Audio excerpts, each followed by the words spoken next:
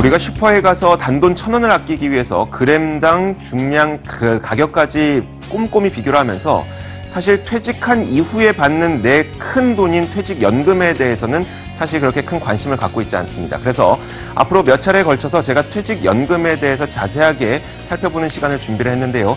일단 오늘은 개념만 정립을 하도록 하겠습니다.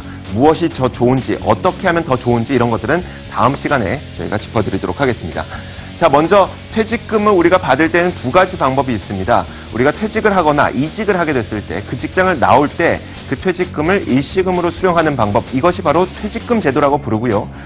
일시금으로 수령하지 않고 연금 형태로 받는 방법, 바로 이것이 퇴직연금 제도입니다. 그런데 이 퇴직금 제도와 퇴직연금 제도는 수령 방법보다 더 큰 차이점이 있습니다. 이것이 훨씬 더 중요한 포인트인데요. 바로 이겁니다.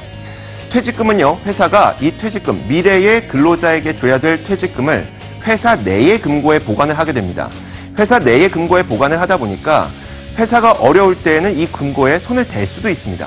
다만 퇴직연금 제도는 의무적으로 절대 무슨 일이 발생한다고 하더라도 이 회사에서 이 금고에 손을 댈 수 없는 외부 금고에 퇴직금을 보관을 하게 됩니다. 사실 이 퇴직금 제도라고 하는 것, 회사 내에 보관하게 되는 것은 어린아이의 세뱃돈과 비슷합니다. 나중에 크면 줄게 하고 급한 일 있으면 써버리게 되죠. 그래서 퇴직금 제도를 운영했을 때 가장 큰 문제점 가운데 하나가 바로 이것이었습니다. 만약에 기업이 망하게 됐을 때, 기업이 도산하게 됐을 때 기업은 망하기 직전에 여기저기서 모든 돈을 다 끌어다 쓰게 되겠죠. 물론 근로자의 퇴직금에 손을 대면 안 되겠지만 어쩔 수 없이 되는 경우가 생깁니다. 그러면 기업이 망하게 됐을 때 퇴직금을 근로자는 받을 수가 없게 되는 것인데요. 다만 퇴직연금 제도는 외부 금고에, 어느 누구도 손을 댈 수 없는 외부 금고에 미래의 근로자에게 줘야 될 퇴직금을 보관을 해주다 보니까 이 돈을 보장을 할 수가 있게 되는 겁니다. 안전하게 보관하도록 의무적으로 하는 것이 바로 퇴직연금 제도입니다. 그래서 정부에서는 이 퇴직연금 제도를 서서히 보편화시키고 더 확산시키려고 노력하고 있는데요. 올해까지는 100인 이상 사업자에게 의무적으로 도입하라고 하고 있고, 내년에는 32년 이상 사업장에도 의무적으로 도입하도록 하고 있습니다. 목표는 2022년이 됐을 때 모든 사업장에서 퇴직연금 제도를 도입하도록 하는 것이 바로 퇴직연금 제도의 지금 현재 방향입니다. 자, 정리하자면 퇴직연금 제도라고 하는 것은 미래 근로자의 퇴직금을 의무적으로 안전한 외부 금고에 보관하도록 하는 취지를 갖고 있는 건데요. 그런데 이 외부 금고는 단순히 보관만 하는 기능이 있는 것은 아닙니다. 조금 특별한 기능들을 갖고 있는데 바로 여기에서 여러분이 흔히 들어봤던 DB형, DC형, IRP 이런 개인형 퇴직연금 이런 단어들이 나오는 겁니다. 자, 먼저 DB형은 많이 아실 겁니다.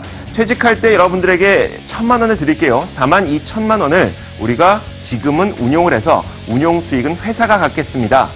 만약에 손실이 발생한다고 하더라도 여러분들에게 드리기로 약속했던 1,000만 원은 그대로 드릴게요 라고 하는 것이 바로 DB형이고요.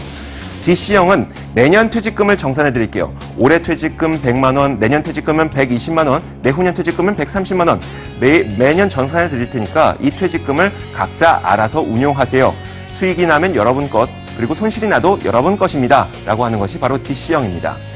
IRP, 개인형 퇴직연금은 일단 이 DB형과 DC형 퇴직연금 제도를 운영하고 있는 기업에서 원래 사용하던 것이었습니다. 안 사용하기도 했었지만요.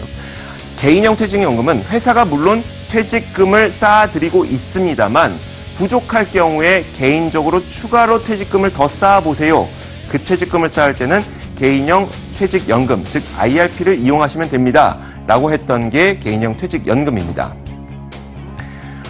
그런데 이 개인형 퇴직연금은 조금 더 다양한 기능을 갖고 있었습니다. 방금 말씀드렸던 퇴직연금을 추가적으로 개인적으로 적립하고 싶을 때 활용할 수도 있었고요. 만약에 퇴직연금 제도를 보유하고 있지 않는 기업들, 퇴직금을 일시불로 수령하는 그런 기업도 만약에 개인형 퇴직연금 계좌에 퇴직금을 받게 될 경우 퇴직소득세를 받지 않습니다.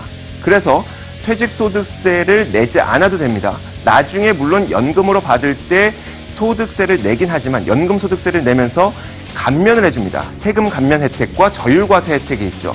게다가 연말정산을 하게 될 경우 최대 115만 5천 원을 돌려받을 수도 있는 이런 다양한 혜택을 주고 있습니다. 퇴직금을 일시불로 받지 말고 노후를 위해서 연금으로 최대한 받으세요라고 유도하기 위해서 우리가 이런 퇴직연금 제도를 계속해서 확산시키고 있는 것인데요. 자, 오늘은 저희가 퇴직연금이 무엇인지 개념만 살펴봤습니다. 어떻게 하는 것이 좋을지는 다음 시간에 살펴보도록 하겠습니다. 시장을 읽는 남자입니다.